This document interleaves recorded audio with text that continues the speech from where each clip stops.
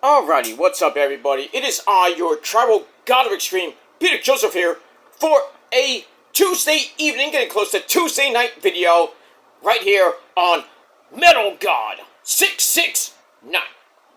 And as always, thank you for watching, make sure you like the video, and subscribe, right now. Alright, as always on the Metal God channel, when we talk serious stuff, we don't do any funky intro,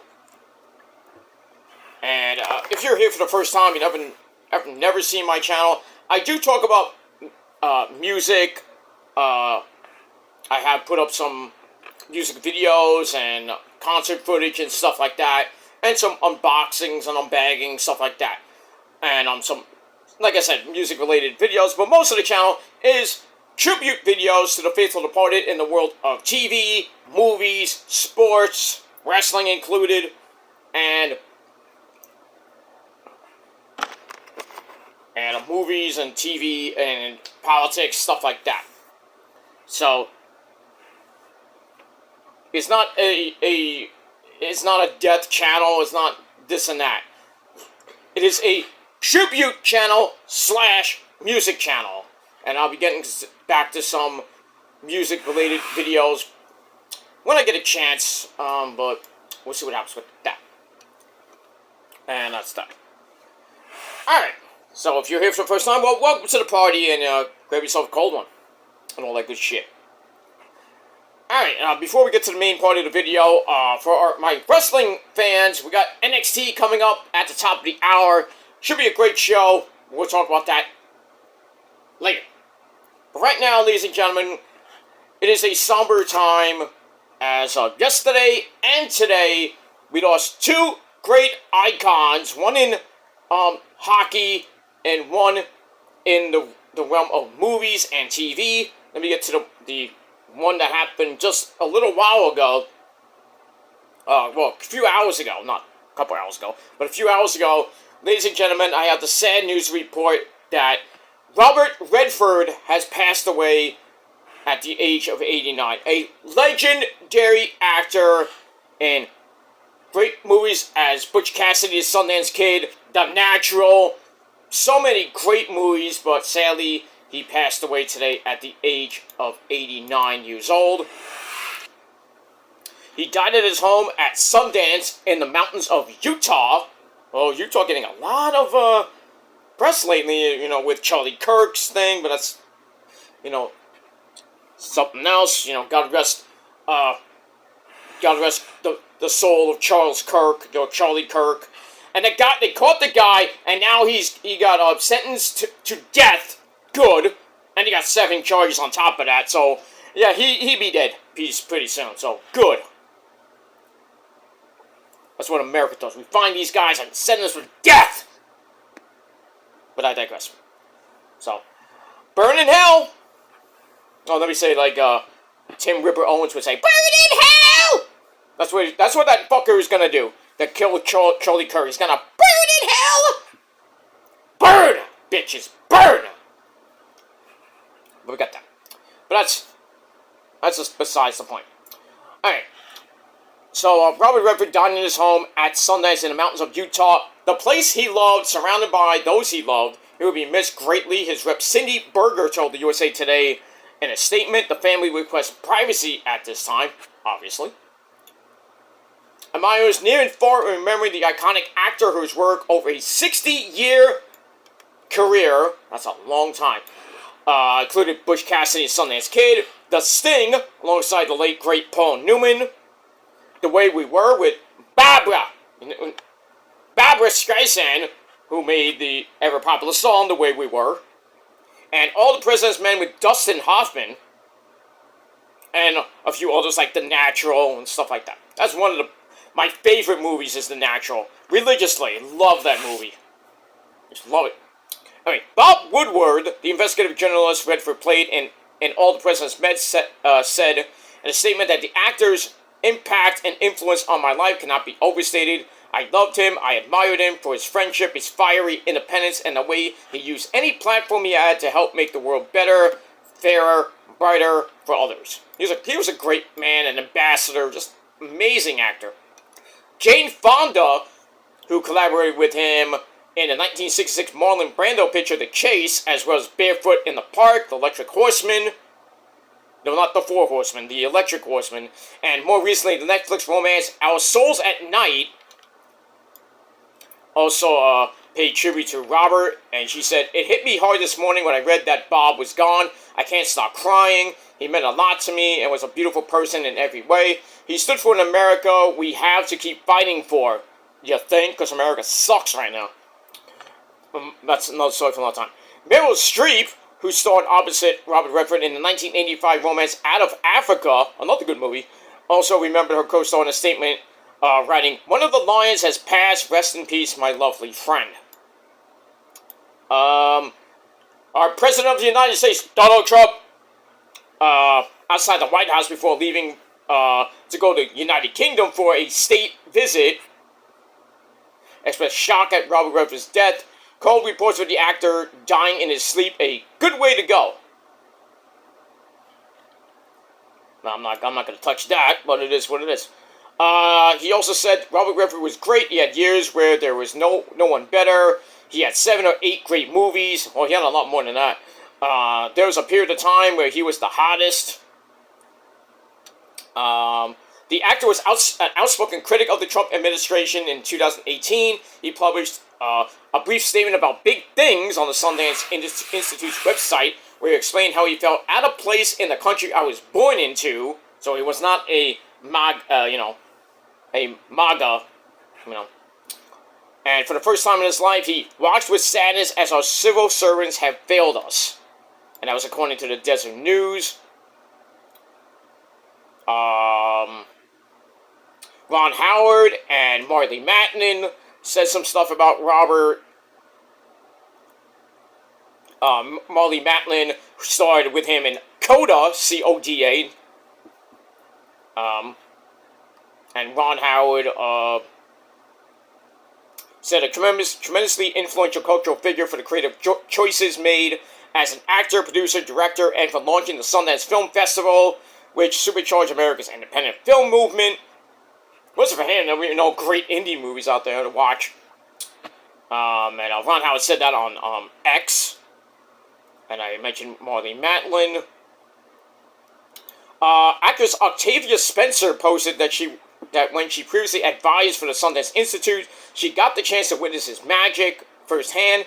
She says, "He was such an important voice in shaping the perspectives of countless emerging filmmakers." She says on Instagram, "Through Sundance, he leveled the playing field for new voices to be heard. Our industry is forever changed because of him." Cary Elwes, remember him? From The Princess Bride, a timeless classic, by the way. If you haven't seen that, you got problems, and we are not friends. I'm sorry. He said that Robert was a towering legend, including his brother, film producer Cassian Elwes, who became close with the storied actor through Sundance. He said, "When I finally got to meet him, he was warm, engaging, and gracious as I had always imagined him to be. To me, he's an icon, the likes of which we shall never see again, on or off screen." Just, like I said, amazing actor.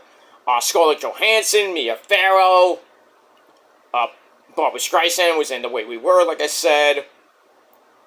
Some charismatic man. Scarlett Johansson, who starred in Redford's 1998 film, The Horse Whisperer, said he was a great man, inspired so many artists, me included, to go deeper, to stay present, to push creative boundaries, explore further. Mia Farrow, who was in The Great Gatsby, the first one, I think there was 2 of them, but the original one, said he was an ethical person who cared deeply about his family and about America. Michelle Pfeiffer, who was in 1996's Up Close and Personal, she had a photo on her Instagram, said, "Until we meet again, my friend." Leonardo DiCaprio said he was an actor, activist, passionate environmentalist, and champion of the arts. Ethan Hawke described him as our ultimate champion of independent film, among other things he said. Mark Ruffalo on Instagram shared a letter. He said he wrote to Robert after learning the actor was ill, which he was never able to deliver. In the letter, he said he had the most profound impact on my life and career in so many ways. He's a hero of mine. This is what a real American hero looks like. Julianne Moore described him as the first movie star that I ever loved. It was very hard for me to behave normally in his presence. He was a sex symbol back in the day. Kerry Washington said that not just a visionary, he transformed American cinema. He was a generous and kind soul, taught those of us in his orbit endless lessons about art, culture, nature, storytelling, fame, and family. Rita Wilson said, art stands the test of time. Robert will be remembered always. While Marissa Tomei, who went to high school with me, by the way, well, the same high school. She didn't go with me. She was in the same high school with me. Graduated a couple years before me. Sucks. Never saw her, which would have been really epic. But anyway, she said generosity wasn't just in his art, but how he showed up for the world. Morgan Freeman said that him and Robert instantly became friends when they worked together in the 1980 film Brubaker, and worked with him in 2005's An Unfinished Life was a dream come true.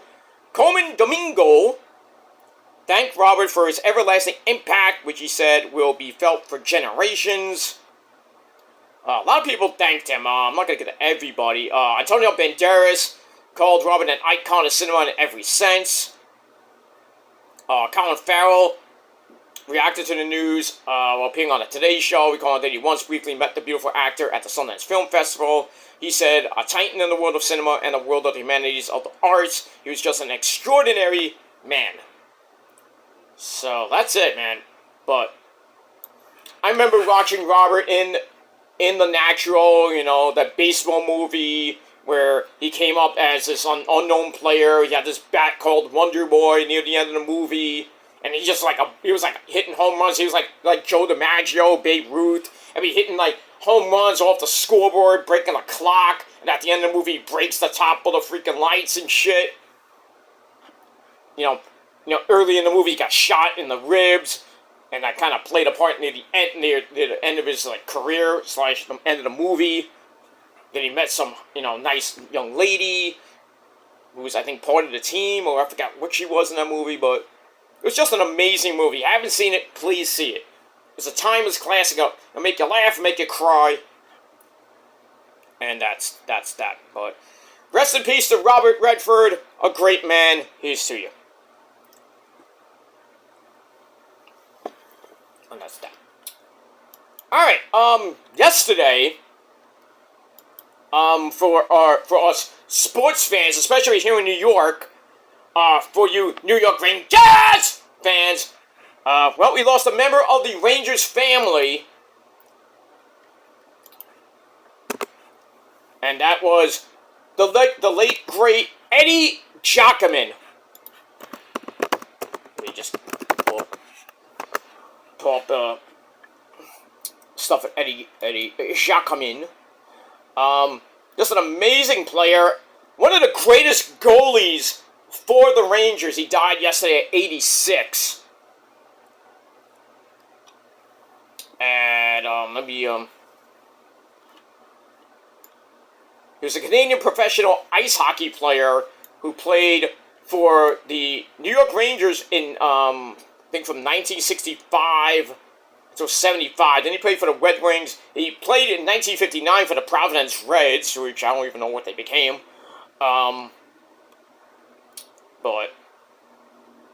But his number is retired. I believe it's retired. It's hanging in the hallowed halls of Madison Square Garden. And that's it. He is a Hall of Famer. Led the NHL in shutouts and single-season victories. Not once, not twice, but 3 times. And was stunned when the Rangers let him go after his, in his 10th season with the club. I don't know, why would you do that? It reminds me of when the Mets traded Tom Seaver to Cincinnati way back when. Then he came back, had a little run in the early to mid 80s. But it is what it is. But anyway, he passed away yesterday. Sunday at his home in Birmingham, Michigan. He was 86 years old. Just an amazing goalie for the Red Wings, mostly for the Rangers, and then he was forced to move to the Red Wings in '75, which shocked everybody. His death was confirmed by his daughter Nancy Schwartz. He joined the Rangers in '65 as a prematurely graying 26-year-old and blossomed as a star the next season when he was selected as a first-team All-NHL player, was chosen for the first of his 6 All-Star games, and posted what became his career-high 9 shutouts, which I think Patrick Waugh, I think it was Patrick Waugh or Martin Brodeur destroyed, sadly. But it is what it is. He went on to lead the NHL in shutouts and single-season victories 3 times, shared the 1971 Vezina Trophy for Best Goaltender with the Rangers' Guy Vermeer. Oh, remember him? Oh, Villemeur, for you people that don't know French. Guy Vermeer for lowest goals against average. Guy wasn't really known like John Davison, like that, or even Henrik Lundqvist or Mike Richter or John Van Beesbrook. Those are good goalies, but Guy wasn't. I've seen some tapes of him, not great, but it is what it is. But he was pretty good, back in the day with GIOCOMAN. But whatever. Anyway, the Rangers had made the playoffs every spring from '67 to '74 with GIOCOMAN in the net. Obviously, did not win those series because Montreal was just like juggernaut back then. The Rangers reached the Stanley Cup Finals in 1972, boasted by GIOCOMAN along with Jean Rattel, Rod Gilbert, Vic Hadfield on the wings, and Brad Park on defense. Sports aficionados regarded GIOCOMAN as a brilliant stick holder who was unafraid to take chances and had an approach seldom seen among goals. He went after pucks. Like, he was just like going at it. All out. He was just a maniac. You don't see that much in hockey these days. He thrilled the Madison Square Garden crowds by wandering beyond his goal crease to stifle opponents' rushes, often feeding passes to his teammates after making a save, touching off Ranger forays up ice. And Brad Park said, "You can hear GIOCOMAN all over the ice." He said this in 1971 in Sports Illustrated. "He's always yelling at us, telling us where the puck is and who's chasing us. That's what goalies are supposed to do." Not that I was ever a goalie, but, But anyway, the Rangers were denied his first Stanley Cup championship since 1940, although that great 1940, which we destroyed in 1994 with Mark Messier. When the Boston Bruins defeated the team in 6 games in the finals, but the Rangers remained one of NHL's leading franchises during the next 2 seasons. Then on Halloween night, of all nights, Halloween night, 1975, Emile Francis, the Rangers GM and coach, idiot that he is, seeking to overhaul his roster, summoned GIOCOMAN to his office at the team's practice rink in Long Beach, New York. They're old one. They're now in, I think, upstate New York somewhere. Anyway, to tell him he was being sent to the Detroit Red Wings on waivers. As GIOCOMAN recalled, his wife was waiting in their car. Oh, that's a bad way to go out. GIOCOMAN said, "It was like I had fallen through a trap door and was tumbling in space," he told the New York Times in 1989. "I walked toward the car, but didn't know whether I should stop or just keep walking out into the water. Why couldn't it have at least been a trade? Maybe I would have felt better." And 2 nights after the Rangers discarded him, GIOCOMAN returned to the Garden as a starting goalie for the Red Wings. As he stood alongside his new teammates at Detroit's Red Line, the fans drowned out the playing of the national anthem with "Eddie, Eddie." No, not Eddie Van Halen. Not Eddie from Iron Maiden, but Eddie. GIOCOMAN raised his stick not once but twice in an unsuccessful plea for silence. As tears streamed down his cheeks, the fans resumed their chant when he turned away Ranger shots in a 6-4 Detroit victory. He said the last 10 minutes of the game, they started, "Kill the cat! Kill the cat!" He told NHL.com in 2016, recalling how the enraged fans invoked his own nickname, because that was his name, Eddie the Cat GIOCOMAN, during his years as goalie. Fans were nuts. He was replaced by John Davison, the legendary John Davison. "Oh, baby!" A week later, in a swapping of All-Stars, Francis traded Brad Park and Jean Rattel to the Bruins in a multiplayer deal for defenseman Carol Vadnais and the future Hall of Fame center Phil Esposito. And GIOCOMAN saw sporadic action with the Red Wings. He retired after the 77-78 season with 49 shutouts for the Rangers, 5 for the Red Wings, and a career goals against average of 2.82. He was named to the first All-NHL team twice and the second team 3 times. He was inducted into the NHL Hall of Fame in '87. Became the second Ranger after Rod Gilbert to have his number retired when his number 1 jersey was hoisted at the Garden in March of 1989. And you can see it at the Garden if you want to. He was born in Sudbury, Ontario on June 6, 1939 to Antonio and Cesara Bartolucci GIOCOMAN. Parents had immigrated from Italy, and his father was a construction worker who rose to foreman. He was a regular goalie for the Providence Reds of the American Hockey League for 5 seasons before the Rangers gave up 4 players. 4 players to obtain him in a trade. He got serious burns to his legs in 1959. In the summer, in the Eastern Hockey League, he incurred serious burns to his legs and feet in a kitchen fire. He underwent skin grafts and returned to the league that fall. Guy was a truck. Jeez. He owns a sports bar in suburban Detroit. Became a broadcaster for the Icelanders and a goalie coach for the Rangers, Icelanders, and Red Wings. His marriage to Margaret Wilder ended in divorce. In addition to his daughter, he survived by 2 sons, Mark and David, a sister, Gloria GIOCOMAN, 11 grandchildren, and 2 great-grandchildren. But the one thing eluded him, and that was the Stanley Cup, which the Rangers didn't get till '94.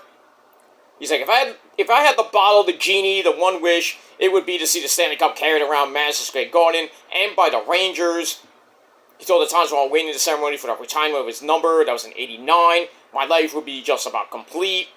I think it was there for the '94, when they won in '94. I could be wrong on that, but I digress. And that's pretty much it. So, to a great man, Eddie GIOCOMAN, the New York Rangers love you. Obviously, they're gonna dedicate the season to him. Probably do something in the preseason or during the home and opener. Maybe a little tribute to Eddie, and we'll see what happens with that. But to Eddie GIOCOMAN and Robert Redford, rest in peace. Cheers. That's that.